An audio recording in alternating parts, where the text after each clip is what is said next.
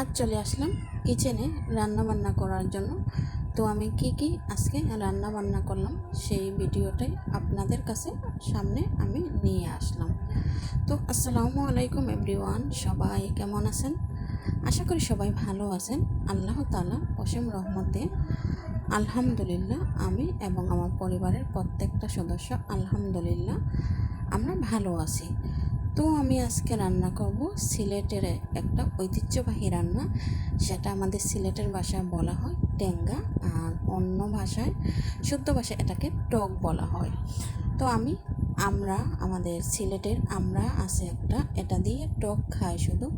তো সেই আমড়াটা দিয়ে টক রান্না করব।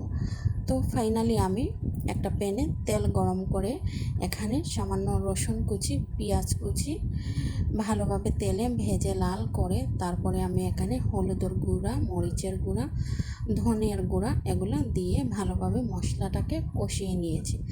তারপরে কিছু মাছের মাথা, তারপরে লেজ, কিছু মাছ এটাতে দিয়ে ভালোভাবে কষিয়ে নেব। তো ফাইনালি আমার মাছটা কষানো হয়ে গেছে।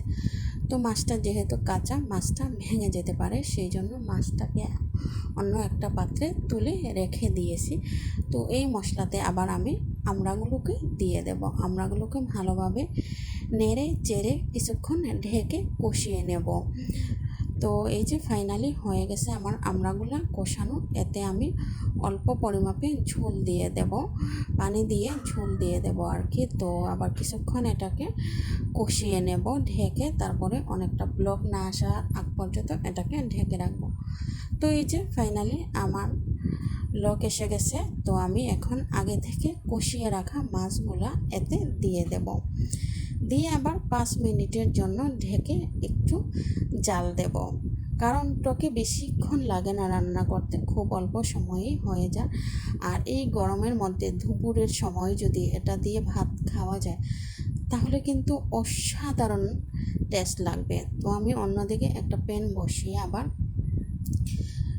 সয়াবিন তেল এবং পেঁয়াজ কুচি, লবণ কুচি দিয়ে এটাকে লাল করে নিয়েছি। এখানে আমি হলুদের গুঁড়া, মরিচের গুঁড়া, ধনের গুঁড়া দিয়ে দিলাম, দিয়ে ভালোভাবে নেড়ে চেড়ে কষিয়ে নেব। এটাকে কষিয়ে নিয়ে তারপরে এটার মধ্যে আমি কেটে রাখা আলু এবং পানি দিয়ে দেব। পানি দিয়ে আরেকটু কষাবো এটাকে, যাতে কাঁচা মশলার গন্ধটা না করে। তো ফাইনালি আমার মশলাটা কষানো শেষ হয়ে গেছে। তো আমি আলুগুলোকে ভালোভাবে এটাতে দিয়ে আরও কিছুক্ষণ কষিয়ে নেব। তারপরে এই যে মাছের ডিম আমি দিয়ে দিচ্ছি। মাছের ডিম দিয়ে আলু দিয়ে চচ্চড়ি করব। এটা কিন্তু খুব টেস্ট হয় খেতে। আর দুপুরের সময় গরম ভাত দিয়ে, টক দিয়ে, আর এই ডিম আর আলু দিয়ে এই চচ্চড়িটা দিয়ে ভাত খেলে কিন্তু অমৃত মনে হবে। সেই জন্য আমি আজকে এগুলাই রান্না করছি, সেটাই আপনাদের সাথে আমি শেয়ার করলাম। তো আমার যদি এইরকম ভিডিও আপনারা আরও পেতে চান তাহলে অবশ্যই আপনারা আমার পেজটিকে ফলো দিয়ে আপনারা আমার সাথে থাকবেন। তো এই যে ফাইনালি আমার ডিম আর আলুর চচ্চড়িটা হয়ে গেছে। এটা কিন্তু খেতে খুবই স্বাদ হয়, খুবই ভালো লাগে। এই রেসিপিটা আমি আমার আম্মুর কাছ থেকে শিখেছি। তো এই যে দেখতে পারতেছেন লাল লাল করে ভেজে নিয়েছি। তো সবাই ভালো থাকবেন, সুস্থ থাকবেন, সবাইকে আল্লাহ হাফেজ।